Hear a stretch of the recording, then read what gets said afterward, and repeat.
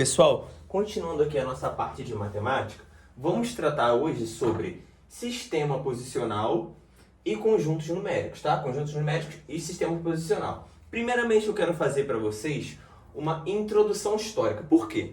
Porque daqui para baixo, daqui ó, para baixo, em diante, os próximos quadros, o que eu falar, meu amigo, cai em prova, cai em concurso. Tem questões que cobram esse basicão aqui, tá? E às vezes complicam um pouquinho, mas o nosso papel aqui é descomplicar, legal?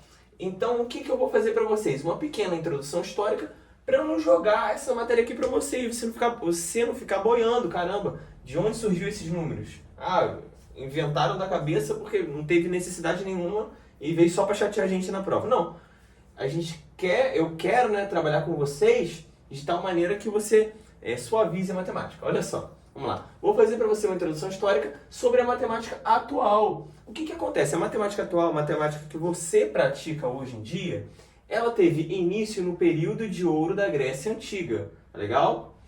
Por um grupo liderado por Pitágoras, que estruturou os conhecimentos anteriores. Ou seja, o que esses camaradas fizeram? A matemática já existiam teorias matemáticas. Só que esse grupo liderado por Pitágoras, que é uma matemática que você vai ouvir falar muito aí na sua trajetória, ele estruturou, ou seja, ele juntou aquele conhecimento de tal maneira a aplicar melhor no dia a dia ali, beleza? Estruturou os conhecimentos que já existiam, os anteriores. Não existia uma notação específica nessa época. O que significa uma notação específica? Ou seja, o que significa isso daqui? Significa dizer que eles não tinham uma escrita fixa para aquele conhecimento. Escreviam de maneiras, às vezes, diferentes, tá? E eles utilizavam letras. Até que teve uma coisa muito interessante. Houve o choque das culturas indo e árabe. E isso trouxe novidades para a humanidade. Quais foram? Qual foi, né, a principal novidade? Foi a criação desses algarismos aqui, os algarismos indo-arábicos. Beleza? Que você usa até hoje. E também do sistema posicional. É muito importante e nós vamos ver agora como que se trabalha esse sistema posicional, que é um sistema muito inteligente. Tá, pessoal? Você vai ver agora que por trás aqui de um número existe, como eu posso dizer, existe um fundamento por trás daquele número. Vou começar aqui com um exemplo simples para você. Um exemplo simples, tá? Mas melhor, eu vou apresentar para vocês primeiro essa tabelinha aqui. Essa tabelinha, eu tenho essa composição aqui, ó, unidades simples, milhares, milhões e assim por diante. Unidades de milhares, unidades de milhão e assim por diante, pessoal. Eu tenho aqui, ó, dentro das unidades simples, a unidade, justamente, a dezena, a centena. Creio que você já ouviu falar disso, tá? Aí, eu continuando para os milhares, eu tenho unidades de milhar, dezenas de milhar, centenas de milhar. Para os milhões, unidade de milhão, dezenas de milhão, centenas de milhão. Qual que é o significado de fato disso daqui? Observa, se eu jogo para você assim, ó, o número 1, por exemplo, número 1, eu vou escrever ele justamente aqui na unidade, porque é um só. E se eu escrevo o número 2, eu vou escrever ele aqui também. Por quê? Porque eu tenho justamente duas unidades, beleza? Tenho duas canetas, duas unidades. Legal. E se eu escrevo para você o número 10? Número 10. Aqui, ó. Número 10. O número 10 eu já vou escrever aqui nas dezenas. Tá legal? O número 10 eu escrevo aqui nas dezenas. Ou seja, fica 10 dezenas, quer dizer, desculpa, fica uma dezena, ou seja, uma vezes o 10 e 0 unidades. Legal? Observa que o número, só a posição do número tem um significado, ou seja, eu tenho uma dezena e eu tenho 0 unidades. E se eu escrevesse, por exemplo, 23, eu tenho duas dezenas e 3 unidades. Beleza? Ó, eu tenho 10, ou seja, uma dezena, mais 10 já dá 20, mais 3 unidades, ou seja, eu tenho duas dezenas e 3 unidades. Olha que importante, que interessante. A posição do número em relação ao outro diz o significado dele. Você vai observar isso, se você já não observou, tá? E isso gera pra gente? Gera justamente a nomenclatura, sistema posicional. Quer dizer o quê? Que a posição do número dá o significado dele, beleza? Então vamos treinar aqui com 2 exemplos que eu trouxe para vocês. Bem tranquilos, bem tranquilos. Você vai ver o que tem por trás deles. Exemplo, o número 102.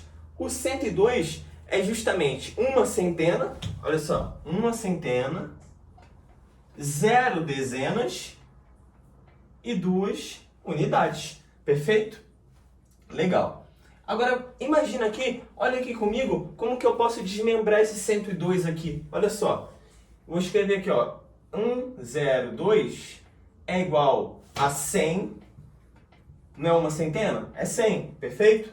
Mais 0 dezenas, ou seja, eu vou colocar aqui um 0, mais 2 unidades. Se eu somar o 100 com 2 unidades, dá justamente o 102. Olha o significado do número, novamente, ó.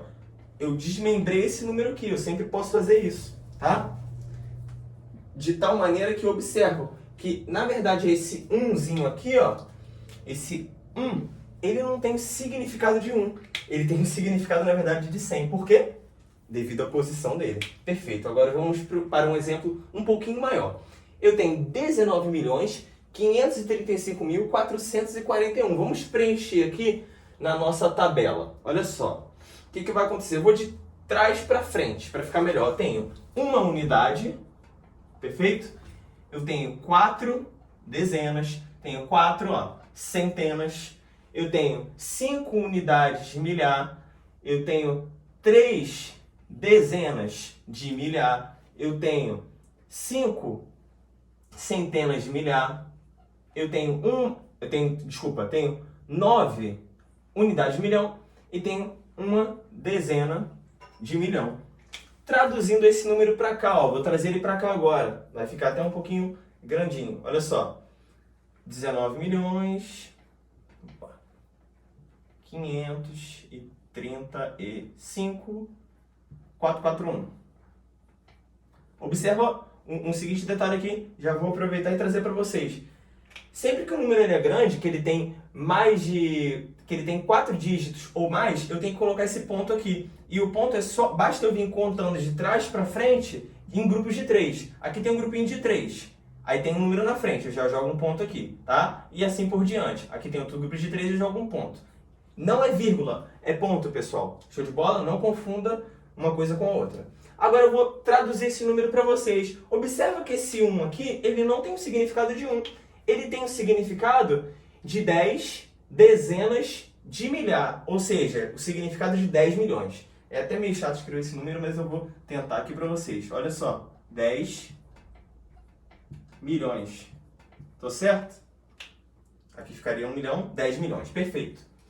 Legal. Continuando. Esse 9, ele não tem o significado de 9 pela posição dele. Ele tem o significado, vou somar, continuar somando aqui, ó, de 9 milhões. Ou seja, 9, 0, 0, 0, 0, 0. Opa, botou um 0 aqui. Legal. E esse 5 aqui, esse camarada, ele também não tem... Aqui, ó, o 5. Esse 5 aqui. Ele também não tem o significado de 5, devido à posição dele. Ele tem o significado de 500 mil, certo? Ou seja, escrevi aqui 500 mil. Ou seja, ele tem o significado de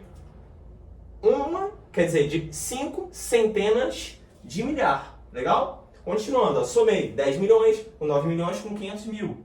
Continuo somando. Beleza. Vou passar aqui para baixo. Tem um maisinho aqui, entendo que continua aqui embaixo, tá? Esse 3 aqui, ele não tem significado de 3. Ele tem um significado de quê? De 30 mil. Então, mais 30 mil. Legal, continua. E esse 5? Ele tem o significado de quê? De 5? Não, tem o significado de 5 mil. Ou seja, de 5 unidades de milhar. Tá legal? Legal. Continuando. E esse 4? Esse 4 aqui, ó. Ele tem significado de 400, não de 4. 400. E o outro tem significado de 40, certo? Ou seja, de 4 dezenas. E esse 1 justamente tem o significado de 1, porque ele é a unidade. Pela posição dele, pela posição do 1, ele é justamente unidade. Então, se você somar tudo isso daqui, ó, 1 milhão, mais 9 milhões, mais 500 mil, mais 30 mil, mais 5 mil, mais 400, mais 40, mais 1, você vai obter esse número aqui. Claro, você não tem que fazer isso toda hora, você vai perder seu tempo fazendo isso, mas observa o fundamento que tem por trás disso daqui, tá? E se é questão de pedir, você já sabe. Show de bola, pessoal? Espero que vocês tenham entendido essa parte aqui de sistema posicional. Olha só, vamos partir agora para os conjuntos numéricos. Ah, Alexandre, eu não consegui entender bem o sistema posicional. Os conjuntos numéricos, eles vão te ajudar a entender isso. Pode ficar tranquilo. Olha só. Primeiramente, o que são conjuntos numéricos? Conjuntos de números. Show de bola? Por que conjuntos de números? Porque cada número ele vai ter uma especificidade. Eles vão se separar ali em grupos. Vamos supor, aqui é a torcida do Flamengo, ali é a torcida do Vasco. É como se fossem os números. Aqui são os números naturais, nós temos os inteiros, cada um com suas características. Beleza, pessoal? E por que eles foram criados? Vou trazer um pouquinho de história para vocês. Eles foram criados devido à necessidade humana. Inicialmente, já vamos partir para a matéria. Inicialmente, os números naturais, eles foram criados para contagem, ou seja, para eu contar. Simplesmente para eu contar 0, 1, 2, 3. Eu preciso contar quantos bois há no meu pasto. Eu tenho que contar isso, porque senão eu vou me lascar, vou perder. Tá, pessoal? Então, exemplo aqui, os números naturais que foram iniciados ali, que tiveram origem devido à necessidade de contagem, ou seja, contar, representados pela letra N, esse Nzinho estiloso aqui, beleza? E aqui é só uma anotação que eu coloco dentro dessa chavinha e descrevo o conjunto para vocês, não se assuste, tá? O que acontece? Tem a discussão se o zero entra, não vamos entrar nessa discussão, eu coloquei que o zero é natural, tá? Não vou entrar nessa discussão aqui. 0, ou seja, nada, 1, 2, 3 e assim por diante, 4, 5, 6, 7, 8, infinitamente. Por isso que eu coloco essa reticência aqui, esses 3 pontinhos. Beleza, pessoal? Os números inteiros. Os números inteiros, eles representam perdas e prejuízos. Porque observa, quando eu falo em naturais, eu só estou ganhando, né? Só que o ser humano, ele também perde. Vamos supor que eu vendi um boi. Ou seja, eu tenho menos um, correto? Por isso que surgiram os números inteiros. E os números inteiros, eles são representados pela letra Z, tá? Você pode lembrar de zinteiros, o macetinho é pela letra Z, a representação deles. Deixa eu só ajeitar aqui. Vou botar o Zzinho aqui. E eu trouxe a anotação para vocês do conjunto, que vem lá do menos infinito. Aqui, observe que aqui é mais infinito, ou seja, é o infinito que está crescendo. Ele vem do menos infinito lá de trás e chega ao menos 3, ao menos 2, ao menos 1, ao 0, ao 1, ao 2, ao 3 e vai embora, ao 4, ao 5, ao 6, até o infinito.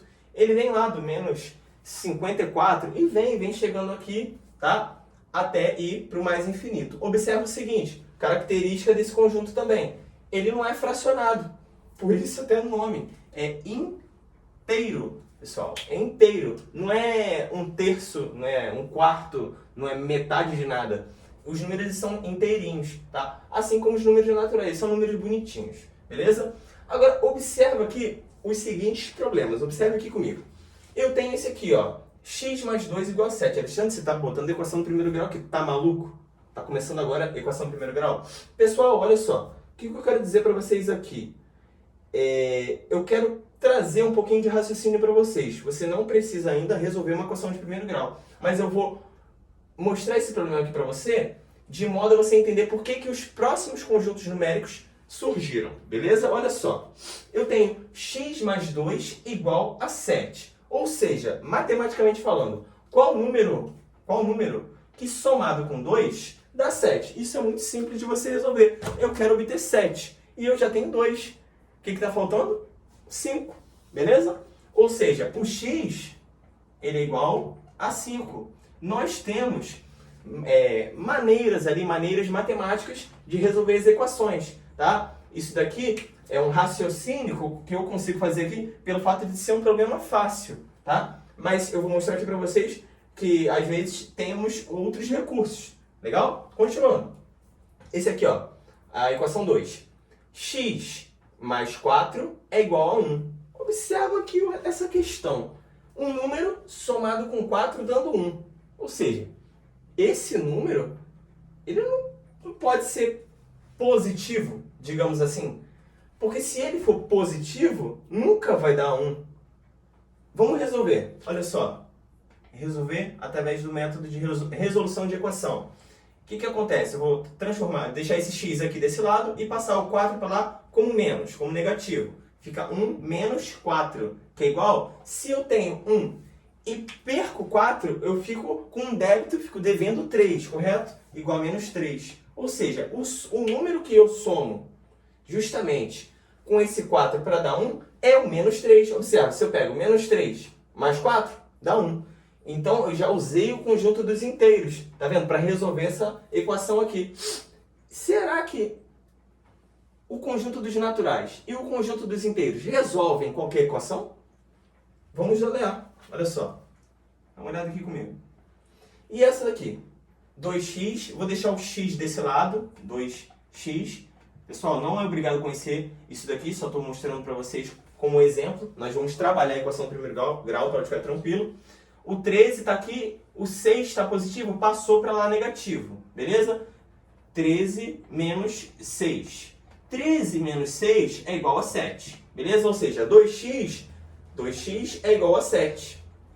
2x, ó, trouxe para cá, ó. 2x é igual a 7. Traduzindo matematicamente, qual o número que eu multiplico por 2 e dá 7? Dentro dos inteiros e dentro dos naturais, pode observar que não existe, tá? Não existe. Se eu pegar o 2 vezes 3, dá 6. Se eu pegar o 2 vezes o 4, dá 8. Então, não tem. O que vai acontecer aqui, ó? Eu posso continuar resolvendo? Fica x igual a 7 sobre 2. Por quê? Porque esse camarada aqui que está multiplicando, ele passa para lá dividindo. Tá? Isso na regra dentro da equação do primeiro grau. Lembrando, não é obrigado a conhecer, estou só mostrando para vocês. Vamos estudar isso aqui mais a fundo.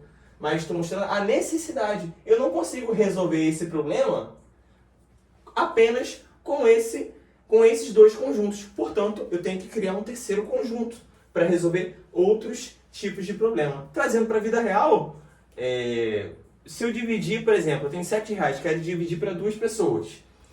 Eu não consigo dentro dos naturais nem dos inteiros.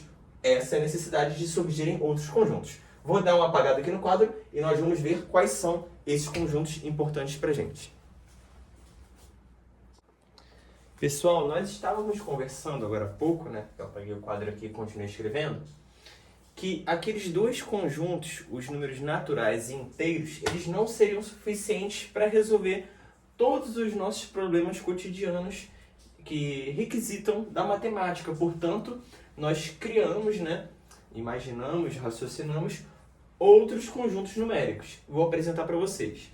Número 3, o conjunto dos dois números racionais. Pessoal, o conjunto dos números racionais, eles vão indicar para a gente proporcionalidade, tá? Eles também são chamados, assim, informalmente, a gente vai chamar de números quebrados, tá, pessoal? Números quebrados, porque eles não são bonitinhos. E uma observação para vocês. Quando eu falo aqui na questão dos números racionais, eu estou englobando, eu estou criando conjuntos maiores, tá, que abrangem os naturais. Essa aqui é a característica principal. Mas se eu falar para você 1, o 2, o 3, o 7, o 7 é um número natural, mas também é um número inteiro e também é um número racional, tá? Mas aqui eu estou me referindo à característica que foi adicionada, a característica diferente. São os números quebrados.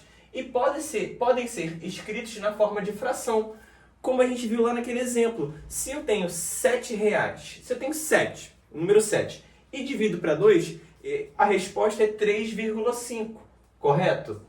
E isso eu posso escrever na forma de fração, 7 sobre 2. Dá uma olhada aqui, eu trouxe uma anotação aqui para vocês, que é um pouquinho assim, às vezes a pessoa até se assusta, mas não tem o que temer. É para a gente ir justamente se acostumando, porque cai em prova. Eu trouxe aqui para vocês, ó, A sobre B, ou seja, A dividido por B tal que esse número de cima, certo? Pertence aos inteiros, ou seja, ele está no conjunto dos inteiros. E B também pertence aos inteiros. Ou seja, esse número Azinho aqui, o de cima, ele tem que ser um inteiro. E o B de baixo também tem que ser um inteiro, beleza? Isso é uma fração. Observa que tem esse asterisco aqui em cima. O que acontece? Coloca aí no seu caderno, faz uma OBS. Quando eu tenho uma representação de conjunto, tá? Escreve assim, quando eu tenho uma representação de conjunto, ou seja, essa letra aqui é o Z, o N, etc. E eu tenho um asterisco em cima, isso indica que eu estou excluindo o zero, tá legal? Ou seja, eu estou excluindo o elemento nulo desse conjunto, beleza? Porque o B, ele não pode ser zero. O denominador da fração, o cara que está embaixo, quem está em cima é numerador. Quem está embaixo é denominador. O de baixo não pode ser zero. Fica tranquilo, você vai ver o que é numerador, o que é um denominador. Você vai ver tudo isso na aula específica de fração. Estou só apresentando para vocês, beleza? Então já pegou a visão desse camarada que está aqui em cima. Excluiu zero. Legal? Continuando. Exemplos aqui de números racionais, que são representados pela letra Q. Eu tenho, por exemplo, o menos 70. Eu tenho o menos 7 sobre 4, ou seja, menos 7 quartos. Eu tenho o menos 0,3333, que pode ser também escrito na forma de fração. Eu tenho o 0, eu tenho 4 terços, eu tenho o 7 e uma infinidade de números. Legal? Continuando. Falando agora sobre os números irracionais. Pessoal, os números irracionais, eles diferem. Eles são uma classe que eles não estão assim, juntinhos, eles estão ao lado, mas eles não estão juntos desses camaradas aqui, dos racionais, dos inteiros e dos naturais, que um vai englobando o outro. Observa que o natural é o primitivo. O inteiro, ele engloba o natural. E o racional engloba os dois ainda. Já os irracionais, eles estão separados. Olha só. Qual que é a característica desse camarada aqui? Eles são decimais infinitos não periódicos. Ih, complicou. Não complicou não, fica tranquilo. Olha só. Decimais, tá? Ou seja, são números decimais. Isso até aí tudo bem. Infinitos, ou seja, eles não param, eles não terminam. E não periódicos. O que quer dizer não periódicos? Decimal é mole, é o número comum, né? Não periódicos significa dizer que eles não têm uma constância. Não tem uma constância. Por exemplo, se eu pego o 0,33333 infinitamente, observe que o 33333 é uma repetição, uma constância. Do contrário do número irracional, ele não tem essa constância, por isso que ele é irracional.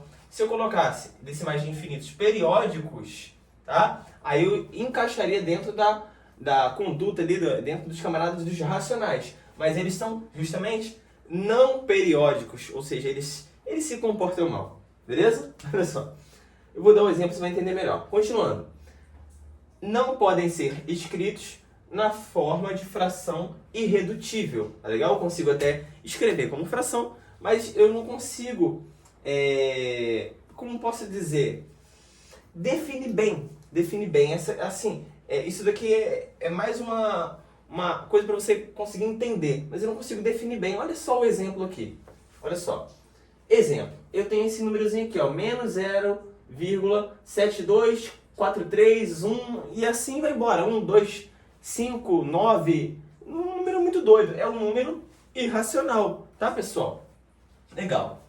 O raiz de 3, você vai ver que também é um número irracional. O π é uma constante irracional aí que você vê, é a mais famosa, tá? Você vai ver que é 3,1415 e tem infinitas casas, nunca termina, por isso que é irracional, tá legal? Continuando.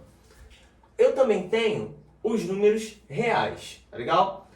E os números reais é bem tranquilo, se você já assimilou isso tudo aqui, você vai assimilar os números reais. Por quê? Porque esses camaradas aqui, eles simplesmente, esse camarada, no caso esse não, ele engloba tudo. Os números reais, eles englobam os irracionais, os racionais e, por consequência, os inteiros e os naturais, tá? E eu trouxe exemplos para vocês. O menos 3 sobre 4, ou seja, menos 3/4, o zero, o π, o 50 e assim por diante. É infinito, tá? E eu trouxe uma tabelinha gráfica aqui para vocês que é importante, tá? Muito importante você observar, que é o seguinte: observe que eu estou fazendo uma representação aqui de conjunto, tá? Tem o N, tem o Z, tem o Q e tem o I. Os naturais estão dentro dos inteiros. E os inteiros estão dentro dos racionais. Os racionais estão separados dos irracionais, ou seja, os irracionais estão aqui no cantinho deles. Englobando tudo isso aqui, que eu vou falar que é o nosso quadro, nós temos os números reais, tá legal? Os números reais englobam tudo isso daqui. Nós faremos alguns exercícios ao longo dessa jornada que cobrarão esse tema aqui. Você vai ver que essa aula foi muito útil. Pessoal, até a próxima aula. Fiquem com Deus.